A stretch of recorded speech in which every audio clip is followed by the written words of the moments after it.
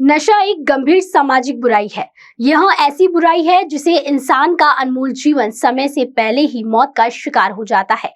नशे के लिए समाज में शराब, गांजा, भांग, अफीम, जर्दा, गुटखा, तंबाकू, धूम्रपान जैसे मादक पदार्थों का उपयोग किया जा रहा है।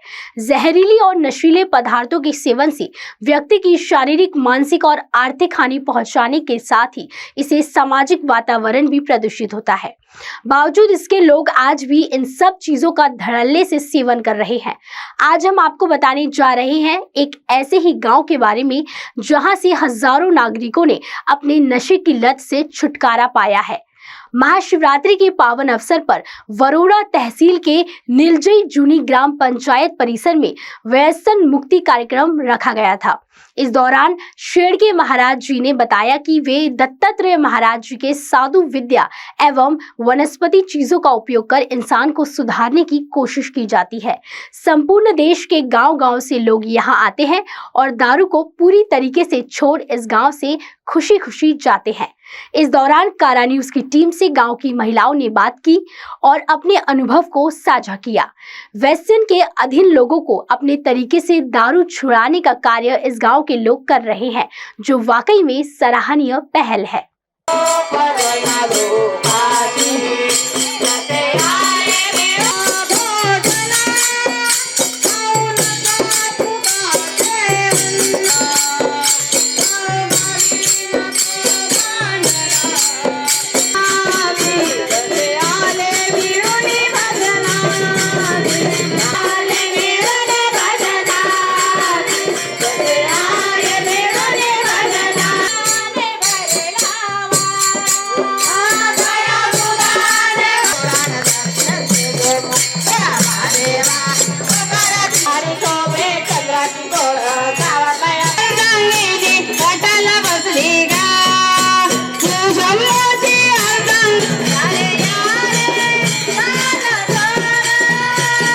आपलं स्वराज्य शेवटला जाईल, नाहीतर छक्केची अवलादनो दत्तात्रेय प्रभू महाराज की जय। अलग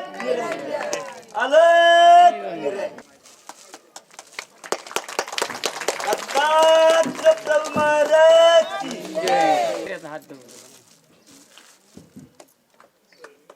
दत्तात्रेय प्रभू महाराज की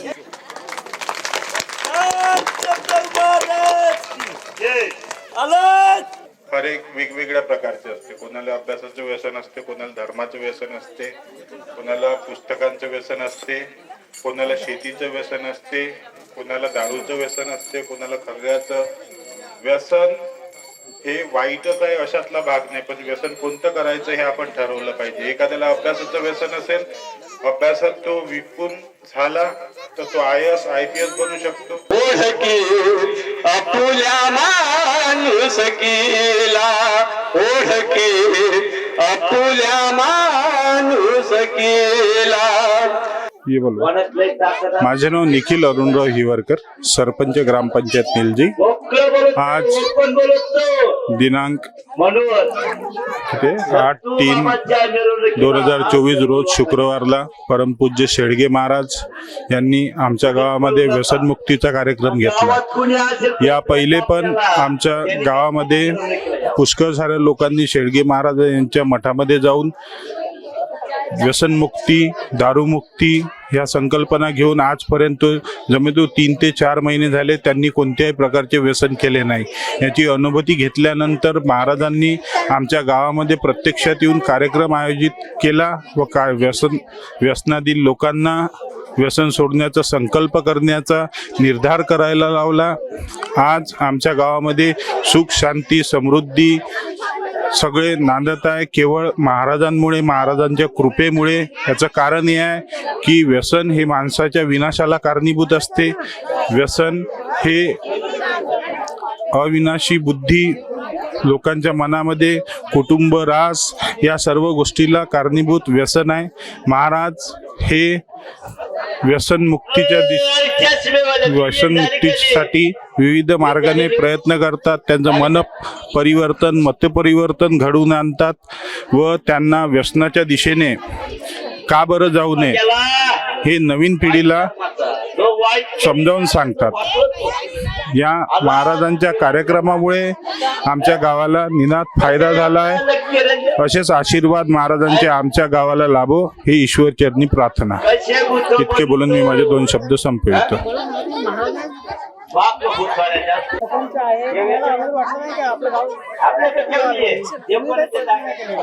प्रयत्न केले 2-4 दिवस काही राहिलं. हरिभक्त परायण सप्ताह राहतो आमच्या गावात. त्या दिवसात 7 दिवस आम्ही घरोघरी जाऊन सांगत होतो.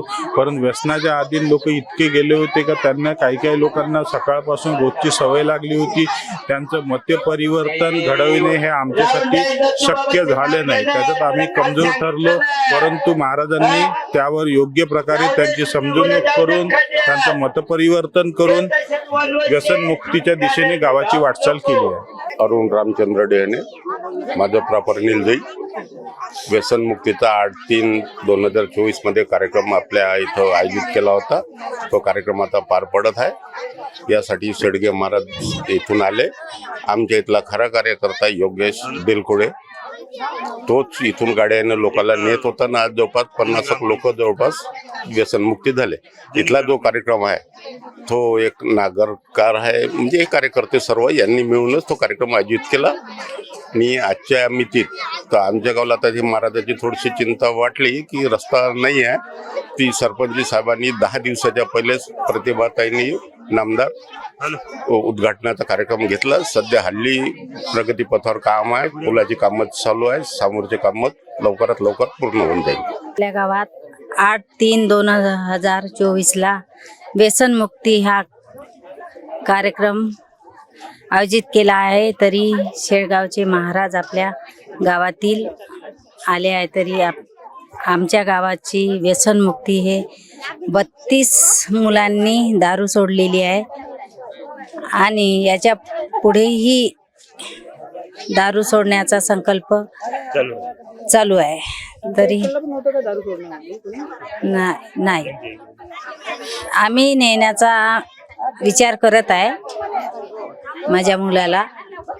तर आम्ही नेऊ, याच्या पुढे आम्ही नेऊ. या गावात महाराज आल्यापासून आम्हाला आनंद उत्साह निर्माण झाला.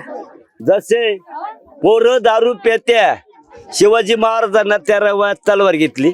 आताचा 5 वर्षाचा पोऱ्या झाला का दारूची बाटली पेतो. मला सांगा, तुम्ही दारू सोडवायला कुठली पद्धत वापरता? काय करता तुम्ही? ट्रीटमेंट काय करता?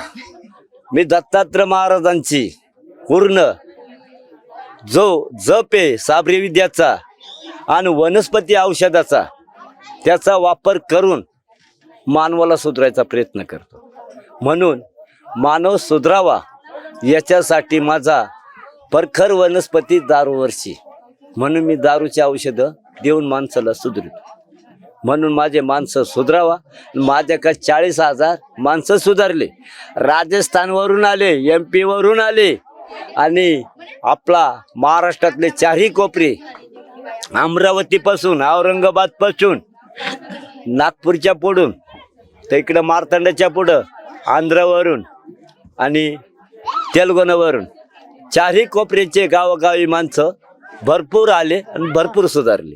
म्हणून इथून पुढं दारू व्यसनमुक्ती सरकारनं करावा. म्हणून दारूपासून मेलेले माणसं, कुत्र्यासारखे माणसं भुकत्या घरात येऊन ते बंद सरकारनं करा. हीच माझी विनंती. बस, अजून काय राहील? मी योगेश बिलकुडे. आज 8/3/2024 व्यसनमुक्तीचा कार्यक्रम ठरवलेला आहे माझ्या गावामध्ये निलजई येथे.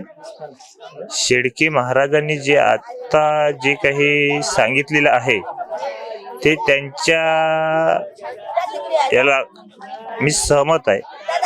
कारण त्यांनी जे करत आहे ते चांगलंच करत आहे आणि हे आम्हाला 3 वर्षाच्या आधीच माहीत झाले होते. पण ते थोड्या धास्तीमुळे आम्ही हे काय म्हणजे व्यसन शेडके महाराजाचे ते म्हणजे कोरोनामध्ये असे प्रवासामध्ये आले होते पायदळच्या त्याच्यात. तर ते आपले गजानन महाराज मंदिर इथे शेडगावला त्याचं तिथं जे मुक्काम होतं त्यावेळेस मला माहित झालं की इथे व्यसन म्हणजे दारू सुटते बा.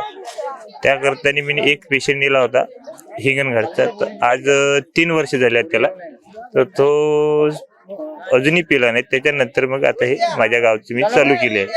तुमच्या गावातले किती माणसांनी दारू सोडली आणि आधीचं वातावरण कसं जातं? आधीचं वातावरण इतकं बिकट होतं की दारू पिणे, कुणासोबत झगडे करणे किंवा आपल्या घरच्याच लोकांशी मारहाण, म्हणजे पत्नीला मारणे किंवा कोणत्या गोष्टी, अशा प्रकारच्या गोष्टी घडत असल्यामुळे मग एक दिवस म्हटलं देवीदास नागरकर हा व्यक्ती माझ्याकडे आला. त्यांचा मुलगा खूप दारू पित होता. त्यावेळेस मी तो व्यक्ती घेऊन गेलो. त्याच्यानंतर तो पेशंट पाहिला लोकांनी. आज त्या व्यक्तीला 4 महिने होत आहेत. त्या व्यक्तीने अजूनही म्हणजे अशी कोणतीच इच्छा केली नाही का दारू पिणे, मांस मटण खाणे, ह्या काही गोष्टी केल्या नाही. त्याच्यानंतर मग ह्या लोकांना अनुभव आला की बा दारू नक्कीच सुटणार पाहिजे शेडगावला. आताचं वातावरण कसं आहे? आताचं वातावरण छान आहे, चांगलं आहे.